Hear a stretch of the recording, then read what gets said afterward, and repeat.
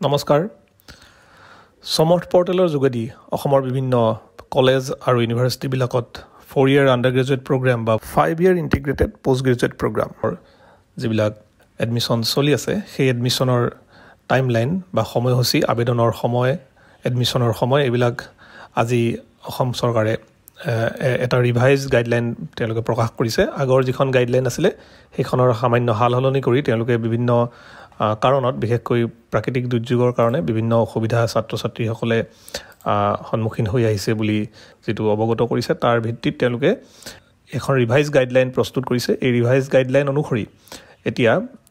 আবেদন প্ৰক্ৰিয়া যেটো নন CUET ক্যাটেগৰী তাৰ মানে যিসকলে CUET চেন্ট্ৰেল ইউনিভাৰ্চিটি এন্ট্ৰেন্স টেষ্টত অৱতীৰ্ণ হোৱা নাই বা যি সেই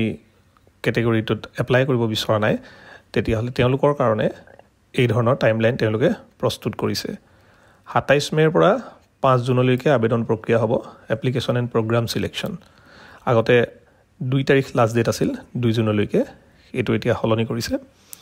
তাৰ পিছত আছে 6 পৰা 7 জুনলৈকে কাৰেকচন উইন্ডো যিসকলে 5 জুনৰ ভিতৰত আবেদন দাখিল কৰিব এপ্লিকেশন প্ৰক্ৰিয়া যিসকলে আবেদন যিসকলে বিভিন্ন কলেজ আৰু ইউনিভাৰ্চিটিত সিলেক্ট কৰি যিসকলে অনলাইন আবেদন দাখিল কৰিব তেওঁলোকে যদি কিবা ভুল কৰে বা তেওঁলোকৰ যদি কিবা শুধৰণি কৰিবলগীয়া আছে তেতিয়া হলে 6 আৰু 7 জুনৰ ভিতৰত তেওঁলোকে সেইখিনি শুধৰণি কৰিব পাৰিব তাৰ পিছত 7 জুনৰ পিছত তেওঁলোকে নোৱাৰিব 7 জুনৰ দিনাত বন্ধ হৈ যাব তাৰ পিছত 8 পৰা 12 জুনৰ ভিতৰত এইখিনি সময়ত এইছোৱা সময়ত যিবিলাক কলেজ বা বিশ্ববিদ্যালয় আছে যত ছাত্ৰ-ছাত্ৰী এপ্লাই কৰিছে তেওঁলোকে সেইখিনি এই যিখিনি এপ্লিকেশন তেওঁলোকে পাইছে সেইখিনি তেওঁলোকে তাত স্ক্ৰিনিং কৰিব আৰু স্ক্ৰিনিং আৰু ভেৰিফিকেশনৰ পাছত তেওঁলোকে 13 জুনৰ দিনা ফাৰ্স্ট যিখন মেৰিট লিষ্ট প্ৰকাশ কৰিব 13 জুনৰ দিনা তাৰ পিছত ফাৰ্স্ট মেৰিট লিষ্টখন প্ৰকাশ কৰাৰ লগে লগে ক্যান্ডিডেটে তেওঁলোকৰ পৰ্টেলত তেওঁলোক যদি সিলেক্টেড হয় সেই বিষয়ে দেখা পাব তেওঁলোকৰ পৰ্টেলত সেই মেৰিট লিষ্টখন দেখা পাব তাৰ পিছত 14 আৰু 15 জুনত তেওঁলোকে এই ফাৰ্স্ট মেৰিট লিষ্টত যি সকল ক্যান্ডিডেট তেওঁলোকে সিলেক্ট হয় তেওঁলোকে এডমিশন ল'ব পাৰিব তাৰ পিছত 18 জুনত আকৌ সেকেন্ড মেৰিট লিষ্টখন প্ৰকাশিত হ'ব 18 জুনত প্ৰকাশিত হোৱা মেৰিট লিষ্টৰ পৰা ছাত্ৰ-ছাত্ৰীসকলে 19 পৰা 20 জুনৰ ভিতৰত তেওঁলোকে এডমিশন ল'ব পাৰিব ঠিক সেইদৰে 21 জুনত তৃতীয়খন মেৰিট লিষ্ট প্ৰকাশিত হ'ব তৃতীয়খন মেৰিট লিষ্টত যি সকল ছাত্ৰ-ছাত্ৰীয়ে সিলেক্টেড হ'ব তেওঁলোকে 22 পৰা 24 জুন এই তাৰিখৰ ভিতৰত এডমিশন ল'ব পাৰিব তাৰ পিছত 25 পৰা 27 জুনলৈ হ'ব স্পট এডমিশন এইখিনি হল নন CUET যিখিনি নন CUET ক্যাটেগৰীত যিখিনি এপ্লাই কৰিছে তাৰ মানে হায়াৰ সেকেন্ডাৰী অৰ্থাৎ উচ্চতৰ মাধ্যমিকৰ যেটো নম্বৰৰ ভিত্তিত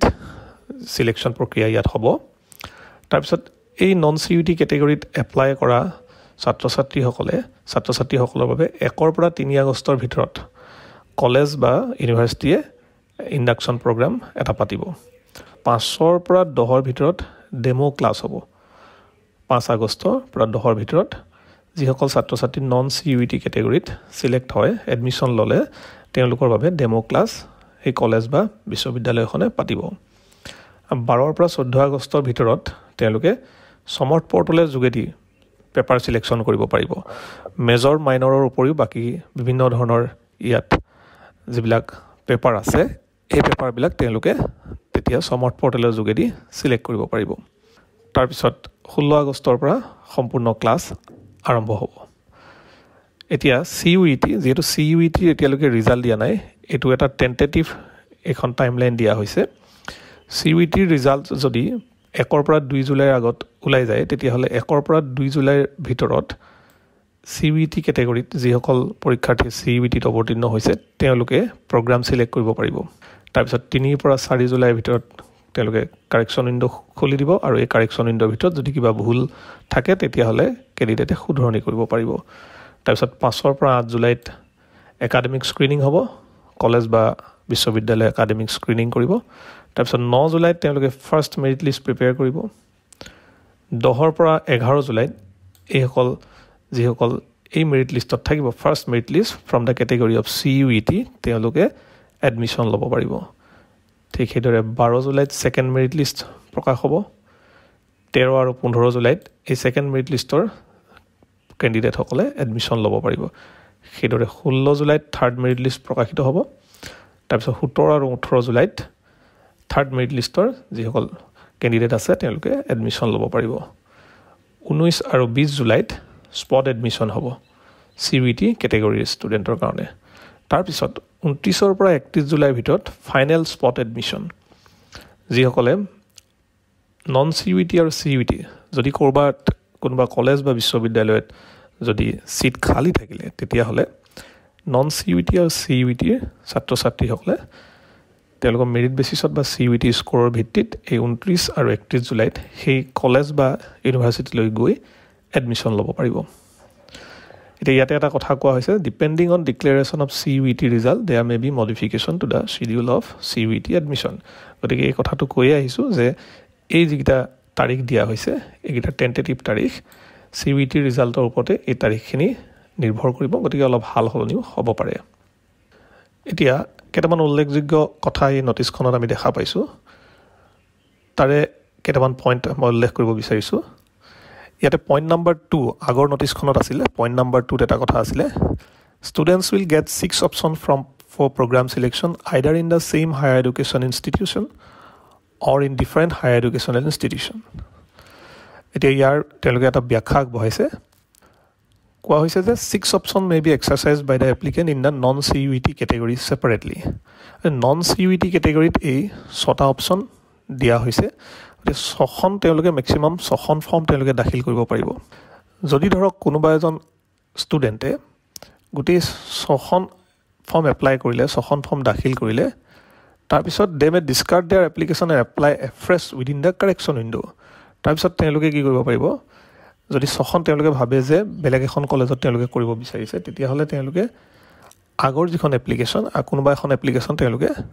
বাতিল কৰিব পাৰে বাতিল কৰি কাৰেকশ্যন উইণ্ড'ৰ ভিতৰত তেওঁলোকে আকৌ নতুনকৈ এপ্লাই কৰিব পাৰিব 6 option limit is applicable only for the non CBT admission এতিয়া কোৱা হৈছে যে এই যিটো 6খন এপ্লিকেশ্যনৰ যিটো সীমাবদ্ধতা মেক্সিমাম 6খন এপ্লিকেশ্যন ছাবমিট কৰিব পৰা যিটো সীমাবদ্ধতা সেইটো কেৱল নন CBT কেটেগৰীৰ কাৰণেহে প্ৰযোজ্য হ'ব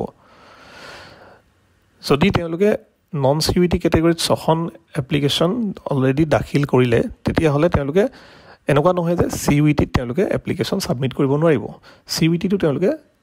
এপ্লিকেশ্যন ছাবমিট কৰিব পাৰিব এই 6খন এপ্লিকেশ্যনৰ সীমাবদ্ধতাটো কেৱল নন CBT ক্ষেত্ৰতে প্ৰযোজ্য হৈছে আৰু CBT কেটেগৰীত কেনেকুৱা ধৰণৰ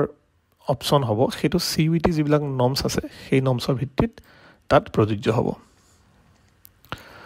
আৰু কোৱা হৈছে যে students need to mark preferences against the options of প্ৰগ্ৰামছ এতিয়া কিছুমান ফৰ্মৰ এগেইনষ্টত একোটা প্ৰিফাৰেঞ্চ দিব পাৰি বা এটা ছাবজেক্টৰ এগেইনষ্টত এটা প্ৰিফাৰেঞ্চ দিব পৰা যাব আবেদন কৰাৰ সময়ত বহুতো কেণ্ডিডেটে ইতিমধ্যে দিছে কিন্তু এইটো মানে ইউনিভাৰ্চিটি বা কলেজখনৰ ওপৰত নিৰ্ভৰ কৰিব তেওঁলোকে সেই প্ৰিফাৰেঞ্চটো তেওঁলোকে বিবেচনা কৰে নে নকৰে University and colleges may prepare the merit list as per their admission policy and criteria, either based on marks or preference. That era kotha koa hoise je it is not mandatory for the higher educational institutions to prepare the merit list on the basis of preference only. The preference delay je he preference or ভিত্তিতে merit list খন je প্ৰস্তুত কৰিব লাগিব হেতু নহয় হেতু যিখন college বা ইউনিভাৰ্সিটি আছে যত আবেদন কৰা হৈছে তেওঁলোকে তেওঁলোকৰ নিজৰ এডমিশন পলিচিৰ ওপৰত ভিত্তি কৰি কলেজৰ নিজৰ এডমিশন পলিচি মানে আসলতে এফিলিয়েটিং যিখন ইউনিভাৰ্সিটি তেওঁলোকৰ এডমিশন পলিচিটো কলেজে ফলো কৰিব আৰু ইউনিভাৰ্সিটি ক্ষেত্ৰত ইউনিভাৰ্সিটিৰ যিটো এডমিশন পলিচি আছে সেইটো তেওঁলোকে মানি চলিব গতিকে সেইটোৰ ভিত্তিত এই মেৰিট লিষ্টখন প্ৰিপেয়াৰ কৰিব গতিকে প্ৰিফাৰেন্সৰ ভিত্তিতে হ'ব বুলি কথা নাই গতিকে যি কনসাৰ্ন কলেজ বা ইউনিভাৰ্সিটিৰ যেটো এডমিশন পলিচি সেই এডমিশন পলিচিটো তেওঁলোকৰ নিশ্চয় ওয়েবসাইটত থাকিব হেতু চালে এই কথাখিনি স্পষ্ট হৈ পৰিব তাৰপিছত আৰু এটা পইণ্টৰ কথা কৈছে The merit list, unlike earlier practice, did not be uploaded in Excel or PDF files on the ACI website. Etu kotha koa hoise higher educational institutionok. Teoluke merit list kon PDF ba Excel ot tat upload koribo nalage. Rather, the ACIs will mark the students considered for offering admission by processing the merit list in the admission portal itself. Tar mane kotha tu hol je এই যেটো সমৰ্থ portal আছে সমৰ্থ পৰ্টেলতে যিজন candidate selected হৈছে তেওঁলোকৰ কলেজত বা ইউনিভাৰ্সিটিত সেইজনক সিলেক্টেড বুলি মাৰ্ক কৰি দিব আৰু সেইমতে সেই পৰ্টেলটোত তেওঁলোকৰ এগেইনষ্টত এখন মেৰিট লিষ্ট বনি যাব আৰু once marked and saved by the ACI, the merit list for the programs will be auto-generated and visible to students in the merit list section of the admission portal. The admission portal to merit list section eta thake. He merit list section at a candidate jone merit list section at a college khonor ba university a merit list khon dekha pabo.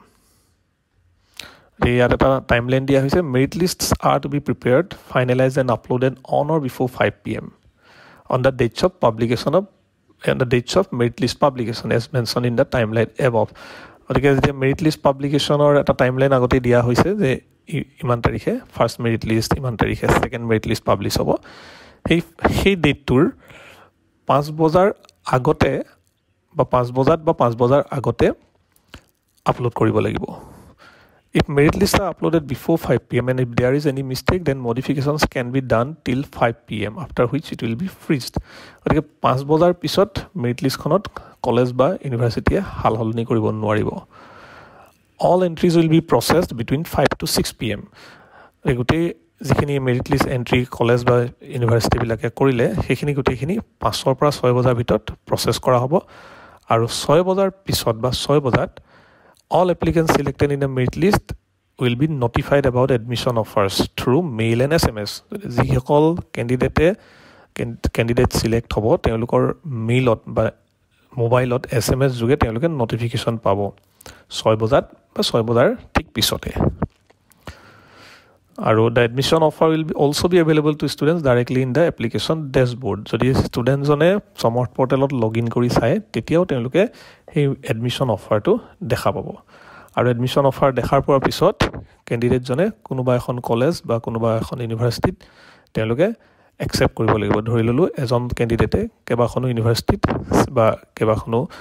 কলেজত তেওঁলোক select হৈছে তাৰে এখনত তেওঁ accept কৰিব লাগিব আৰু এখনত একসেপ্ট কৰি তেওঁ এডমিশন ল'ব লাগিব এবাৰ এডমিশন লোৱাৰ পিছত যদি তেওঁ ভাবে যে বেলেগ এখনত তেওঁ পাই গল পিছত সেকেন্ড মেৰিট লিষ্ট পাবলিশ হওঁতে তেওঁ বেলেগ এখন কলেজত পালে আৰু তালৈ যাব বিচাৰিছে তেতিয়া তেওঁ এখন প্ৰথম যত এডমিশন ললে হেতু তেওঁ কেনসেল কৰাব পাৰিব আৰু কেনসেল কৰাৰ লগে লগে যদি তেওঁ কিবা ফিজ দিবলগীয়া হৈছে বা ফিজ পে কৰিছে অলৰেডি তেতিয়ালে সেই ফিজটো আকৌ ৰিফান্ড হৈ যাব গতিকে এইখিনি সুবিধা সমৰ্থ পৰ্টেলৰ যোগেদি চৰকাৰে কৰি দিছে গতিকে এই ৰিভাইজ টাইমলাইনখন ইতিমধ্যে ওয়েবসাইটত দিয়া আছে আৰু যদি ওয়েবসাইটত কিবা কাৰণত ডাউনলোড হোৱা নাই ৰিভাইজ টাইমলাইনখন এৰৰ দি আছে গতিকে তলত এটা লিংক দিয়া হৈছে তাৰ পৰা তেওঁলোকে ডাউনলোড কৰি ল'ব পাৰিব ধন্যবাদ